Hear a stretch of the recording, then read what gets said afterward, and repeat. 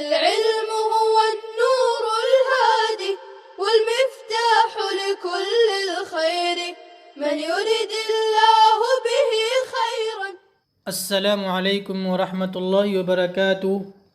بسم اللہ الرحمن الرحیم۔ الحمد للہ رب العالمین والعاقبۃ للمتقین والصلاة والسلام علی سید الانبیاء والمرسلین وعلی آلہ وصحبہ اجمعین، اما بعد۔ اعوذ باللہ من الشیطان الرجیم۔ ان الذین کفروا لن تغنی عنہم اموالہم ولا اولادہم من اللہ شیئا واولئک ہم وقود النار۔ جن لوگوں نے کفر کیا ان کے مال اور ان کی اولاد اللہ کے عذاب سے ان کو نہیں بچا سکتے ہیں۔ تغنیہ کی تفسیر تدفع سے کر رہے ہیں، یعنی ان کے مال اور ان کی اولاد اللہ کے عذاب سے ان کی مدافعت نہیں کر سکتے ہیں۔ ان الذین کفروا، کفروا سے عام کفار مرادیں، ایک قول کے مطابق، دوسرے قول کے مطابق نجران کا جو وفد آیا تھا وہ مرادیں، یا پھر یہود اور مشرکین عرب مرادیں۔ اموالہم کو مقدم کیا اولاد پہ، اس لیے کہ انسان کی شان یہ ہے کہ جب وہ فدیہ ادا کرنا چاہتا ہے تو پہلے مال کی طرف اس کا ذہن جاتا ہے اور پہلے وہ مال کو اختیار کرتا ہے، اس لیے اموال کو مقدم کیا۔ من اللہ اے عذابہ، عذابہ لا کر کے اس بات کی طرف اشارہ کر دیا کہ من اللہ یہ موضع نصب میں ہے، اس کے بعد شیئن مصدر کی بنا پر یا یوں کہیے مفعول مطلق کی بنا پر منصوب ہے۔ وَأُولَئِكَ هُمْ وَقُودُ النَّارِ، اور وہ لوگ جہنم کے ایندھن ہیں۔ بفتح الواو یعنی وقود،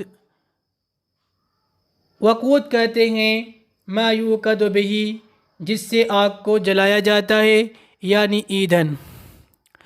اس میں اس بات کی طرف اشارہ ہے کہ ان کو جو عذاب دیا جائے گا وہ عذاب اشد درجے کا ہوگا، کمال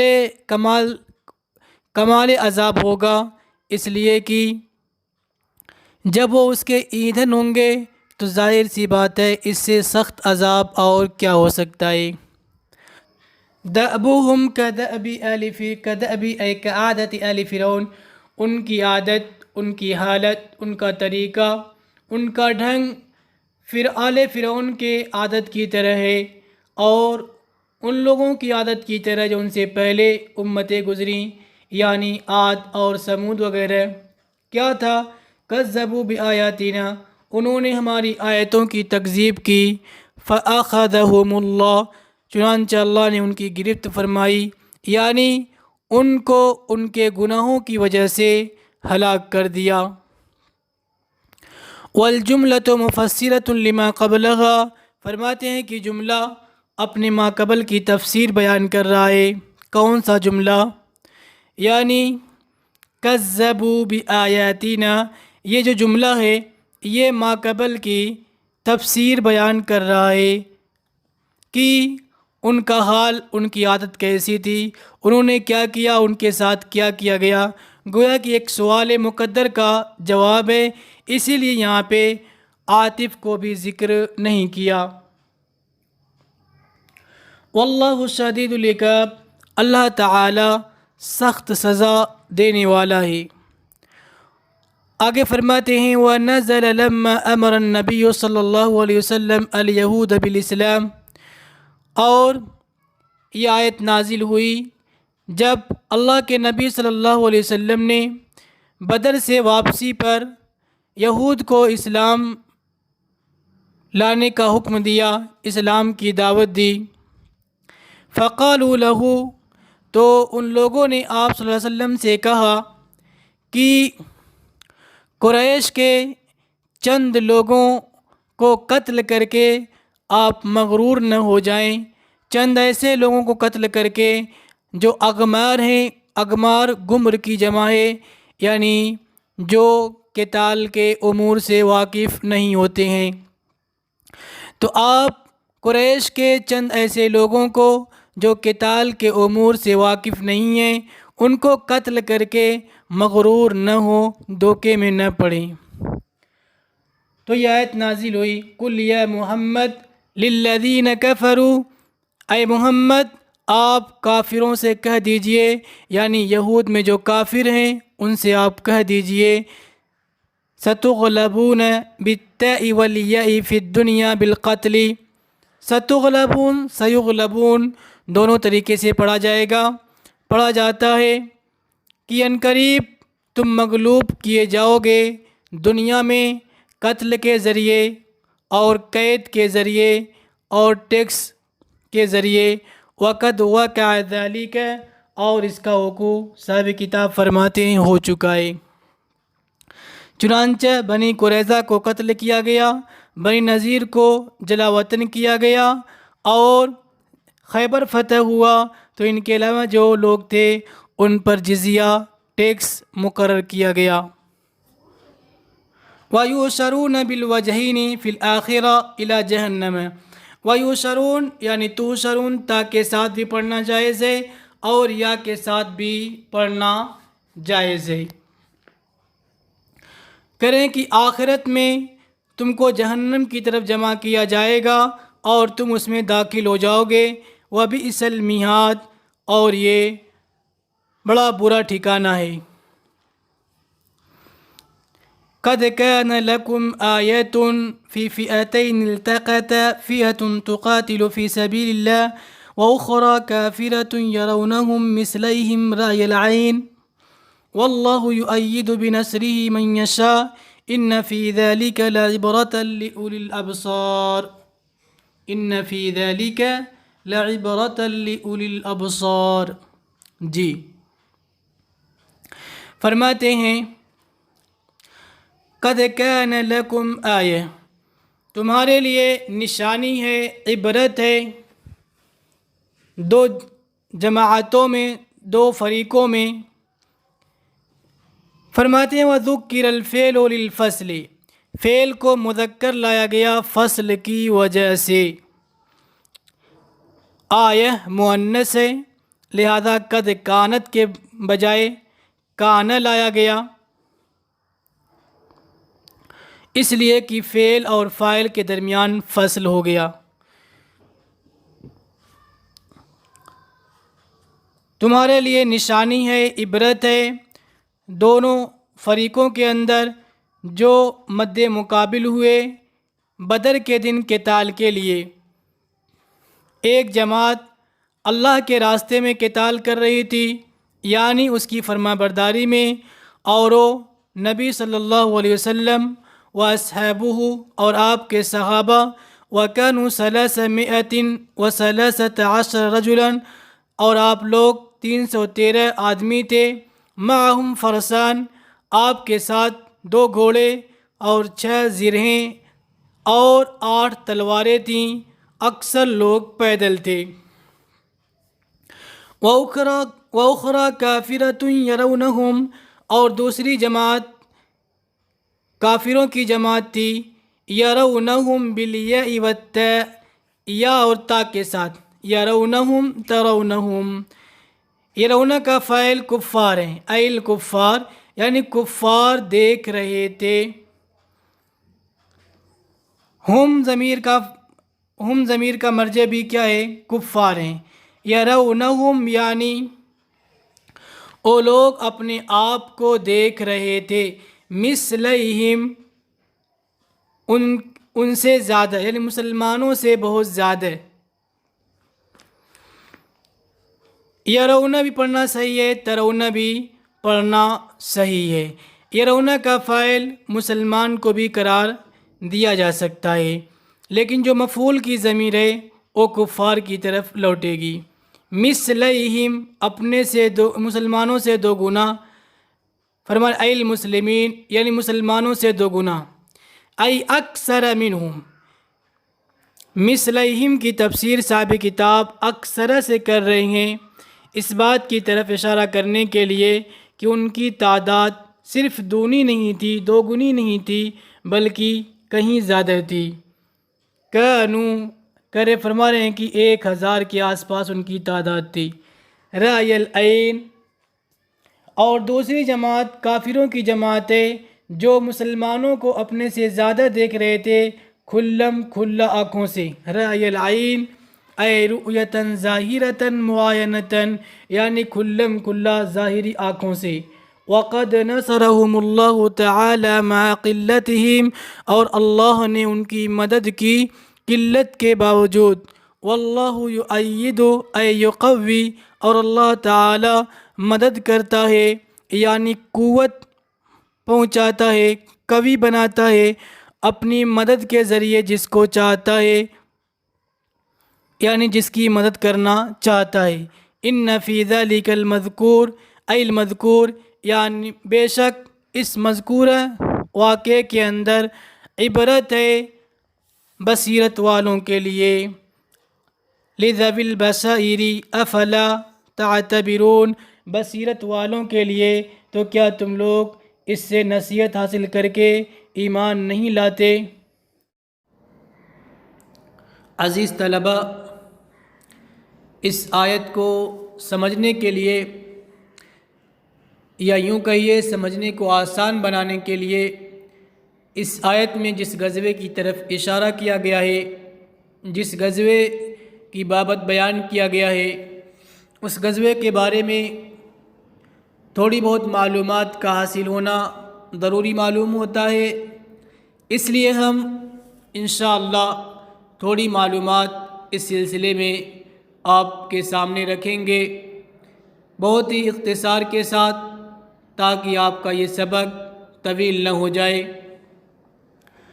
تو یہ غزوہ 13 مارچ 624 عیسوی بمطابق 17 رمضان سن 2 ہجری میں پیش آیا، جس میں مسلمانوں کی تعداد بہت کم تھی، 313۔ مسلمانوں کے پاس جنگی آلات بھی نہیں تھے، چند گھوڑے، چند تلواریں اور چند زرہیں آپ کے پاس تھیں، یعنی مسلمانوں کی جماعت کے پاس تھی۔ ادھر کفار قریش، کفار مکہ، جن کی تعداد 1000 کے آس پاس تھی اور ہتھیار سے لیس تھے۔ یہ غزوہ واقع ہوا، لیکن اس غزوے کا سبب کیا ہے؟ تو سبب کے بارے میں اگر غور کیا جائے تو ہمیں معلوم ہوگا کہ اس غزوے کا سبب تو اسی وقت سے بننا شروع ہو گیا تھا جب آپ صلی اللہ علیہ وسلم ہجرت کر کے مدینہ تشریف لائے۔ چونکہ جب آپ صلی اللہ علیہ وسلم مکہ میں مقیم تھے، اس وقت ان لوگوں نے اتنا زیادہ ظلم کیا کہ اس کی وجہ سے مسلمانوں کو، یعنی صحابہ کرام کو، آپ صلی اللہ علیہ وسلم کو مکہ چھوڑنا پڑا، ہجرت کرنی پڑی۔ ہجرت کے بعد بھی وہ کفار چین اور سکون سے نہیں بیٹھے۔ کفار مکہ مسلسل اس فکر میں رہے کہ آپ کو وہاں بھی سکون سے نہ بیٹھنے دیا جائے۔ انہوں نے عبداللہ ابن ابی کو خط لکھا مدینہ منورہ میں کہ تم لوگوں نے محمد صلی اللہ علیہ وسلم اور ان کے ساتھیوں کو پناہ دی ہے، اب یا تو تم انہیں پناہ دینے سے ہاتھ اٹھا لو ورنہ ہم تم پر حملہ کر دیں گے۔ انصار میں سے اوس کے قبیلے کے سردار حضرت سعد بن معاذ رضی اللہ تعالیٰ عنہ ایک مرتبہ مکہ مکرمہ گئے تو عین طواف کے دوران ابو جہل نے ان سے کہا کہ تم نے ہمارے دشمنوں کو پناہ دے رکھی ہے، اور اگر تم ہمارے ایک سردار کی پناہ میں نہ ہوتے تو زندہ واپس نہیں جا سکتے۔ اب اگر آپ اس کا مطلب نکالیں، اس کا مطلب صاف ہے کہ آئندہ اگر مدینہ منورہ کا کوئی آدمی مکہ مکرمہ آئے گا تو اسے قتل کر دیا جائے گا۔ لیکن حضرت سعد بن معاذ رضی اللہ تعالیٰ عنہ نے اس کے جواب میں ابو جہل سے کہہ دیا، اگر تم ہمارے آدمیوں کو مکہ مکرمہ آنے سے روکو گے تو ہم تمہارے لیے اس سے بھی بڑی رکاوٹ کھڑی کر دیں گے، یعنی تم تجارتی قافلے لے کر جب شام جاتے ہو، چونکہ ان کا جو راستہ تھا شام والا یہ مدینہ ہو کر گزرتا تھا، اور یہ راستہ مسلمانوں کے قبضے میں تھا، تو اس لیے انہوں نے کہا کہ تمہارا راستہ مدینہ منورہ کے قریب سے گزرتا ہے، اب ہم تمہارے قافلوں کو روکنے اور ان پر حملہ کرنے میں آزاد ہوں گے۔ یہ تمام باتیں احادیث کی روشنی میں کہی جا رہی ہیں۔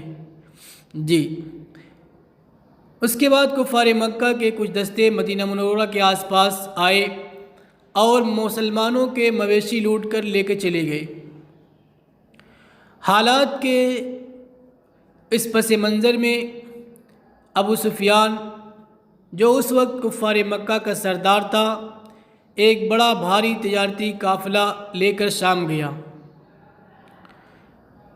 اس قافلے میں مکہ مکرمہ کے ہر مرد و عورت نے سونا چاندی جمع کر کے تجارت میں شرکت کی غرض سے بھیجا تھا۔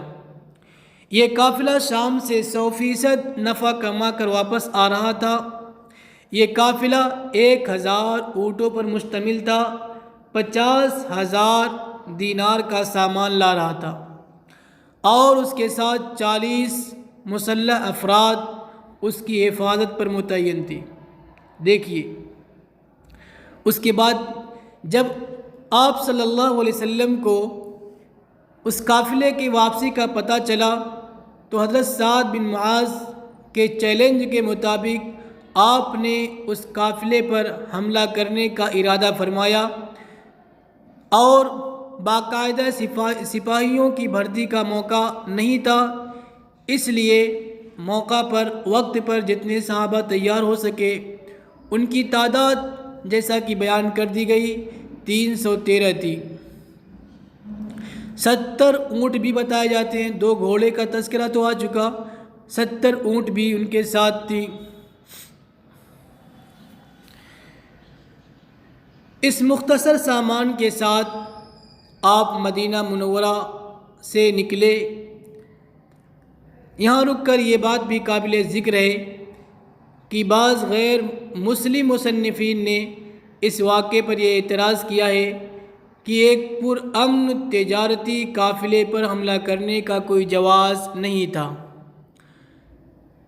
مفتی صاحب یعنی مفتی تقی عثمانی صاحب لکھتے ہیں کہ ہمارے زمانے کے بعض مسلمان مصنفین نے اس اعتراض سے مرغوب ہو کر یہ دعویٰ کرنے کی کوشش کی ہے کہ حضرت صلی اللہ علیہ وسلم کا ارادہ قافلے پر حملہ کرنے کا نہیں تھا، بلکہ ابو سفیان نے اپنے طور پر خطرہ محسوس کر کے ابو جہل کے لشکر کو دعوت دے دی تھی، لیکن واقعے کی یہ تشریح صحیح احادیث اور قرآن کی ارشادات کی روشنی میں درست نہیں ہے۔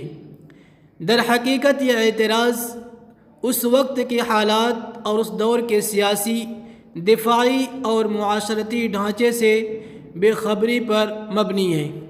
پہلی بات تو یہ کہ جو واقعات ہم نے اوپر بیان کیے ان کی روشنی میں فریقین کے درمیان ایک مسلسل جنگ کی حالت موجود تھی۔ دونوں نے ایک دوسرے کو نہ صرف چیلنج دے رکھے تھے بلکہ کفار کی طرف سے عملی طور پر چھیڑ چھاڑ بھی شروع ہو چکی تھی۔ دوسرے، حضرت سعد بن معاذ رضی اللہ تعالیٰ عنہ پہلے سے انہیں تنبیہ کر کے آئے تھے کہ وہ ان کے قافلوں پر حملہ کرنے کے لیے آزاد ہوں گے۔ تیسری بات، اس دور میں شہری اور فوجی افراد کی کوئی تفریق نہیں ہوتی تھی۔ کسی معاشرے کے تمام بالغ مرد وہ لڑنے ہی والے کہلاتے تھے۔ چنانچہ قافلے کی سربراہی ابو سفیان کے ہاتھ میں تھی، جو اس وقت آپ صلی اللہ علیہ وسلم کا کھلا دشمن تھا، اور اس کے ساتھ 40 افراد میں سے ہر ایک قریش کے ان لوگوں میں سے تھا جو مسلمانوں کو ستانے میں پیش رہتے تھے اور مسلمانوں کے خلاف جنگ کی تیاری کر رہے تھے۔ اور یہ قافلہ بھی اگر کامیابی سے مکہ مکرمہ پہنچ جاتا تو قریش کی جنگی طاقت میں بڑے اضافے کا سبب بنتا۔ ایسے حالات میں اس کو ایک پرامن تجارتی قافلے پر حملہ قرار دینا اس وقت کے حالات سے ناواقفیت یا محض عناد کا کرشمہ ہے، اور ان واقعات کا انکار کرنا کسی طرح درست نہیں ہے جو صحیح احادیث سے ثابت ہیں۔ بہرحال جب ابو سفیان کو آپ کے ارادے کا اندازہ ہوا تو اس نے ایک طرف تو ایک تیز رفتار قاصد ابو جہل کے پاس بھیج کر واقعے کی اطلاع کی اور اسے پورے لاؤ لشکر کے ساتھ آپ پر حملہ کرنے کا مشورہ بھی دے دیا۔ دوسری طرف اپنے قافلے کا راستہ بدل کر بحر احمر کے ساحل کی طرف نکل گیا تاکہ وہاں سے چکر کاٹ کر مکہ مکرمہ پہنچ سکے۔ ابو جہل نے موقع غنیمت سمجھا، ایک بڑا لشکر تیار کیا اور مدینہ کی طرف روانہ ہو گیا۔ حضرت صلی اللہ علیہ وسلم کو جب پتہ چلا کہ ابو سفیان تو قافلہ لے کر نکل چکا ہے اور ابو جہل کا لشکر آ رہا ہے تو آپ نے صحابہ کرام سے مشورہ کیا۔ سب نے یہی رائے دی کہ ابو جہل سے ایک فیصلہ کن معرکہ ہونا چاہیے۔ چنانچہ بدر کے مقام پر دونوں لشکروں کا مقابلہ ہوا۔ مسلمانوں کی تعداد اور ساز و سامان ابو جہل کے لشکر کے مقابلے میں کوئی حیثیت نہیں رکھتا تھا، لیکن اللہ تعالیٰ کے فضل و کرم سے مسلمانوں کو شاندار فتح حاصل ہوئی۔ ابو جہل سمیت قریش کے 70 سردار جو مسلمانوں کی دشمنی میں پیش تھے مارے گئے اور دوسرے 70 افراد گرفتار ہوئے اور باقی لوگ میدان سے بھاگ کھڑے ہوئے۔ تو یہ ہے غزوہ بدر کا مختصر ترین واقعہ، اور آپ دوسری تفسیر کی کتابوں میں اس واقعے کو تفصیل کے ساتھ دیکھ سکتے ہیں، چونکہ یہاں وقت اجازت نہیں دے رہا ہے کہ آن لائن اسباق میں واقعے کو تفصیل کے ساتھ بیان کیا جائے۔ السلام عليكم، لا تنسوا الاعجاب بالفيديو والاشتراك في القناة تشجيعا لنا لنستمر بنشر المزيد إن شاء الله.